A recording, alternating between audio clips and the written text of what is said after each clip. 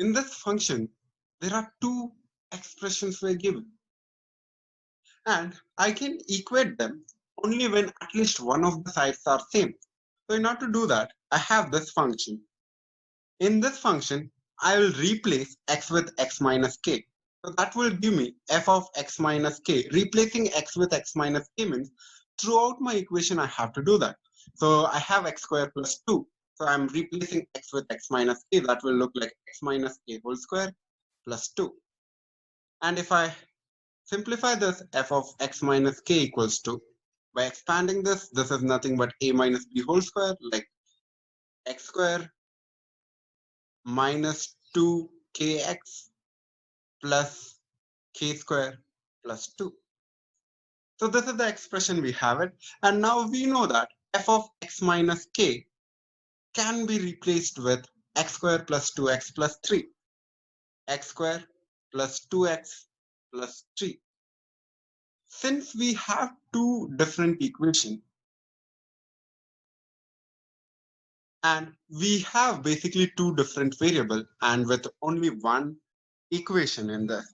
So I cannot simply cancel out x square and find the value of k. So instead what I have to do is I have to think about equating the coefficients. So for example, whenever I have any polynomial, something like this, let's talk about the quadratic polynomial. If I have x square plus bx plus c is equals to 3x square plus 2x plus 1. So then I can easily compare the coefficient and I can say a is 3, b is 2, and c is 1.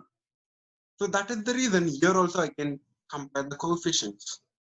And the coefficient of x on the left hand side is 2 and on the right hand side is minus 2k. So that is the reason you can say k is minus 1. This satisfies. Even if you talk about coefficient of a constant term on both the sides. The constant terms are this one. So on the left hand side, I have 3, and on the right hand side, I have k square plus 2. So 2 goes to the other side, it will become 1 equals to k square. In that case, it will be k equals to plus or minus 1.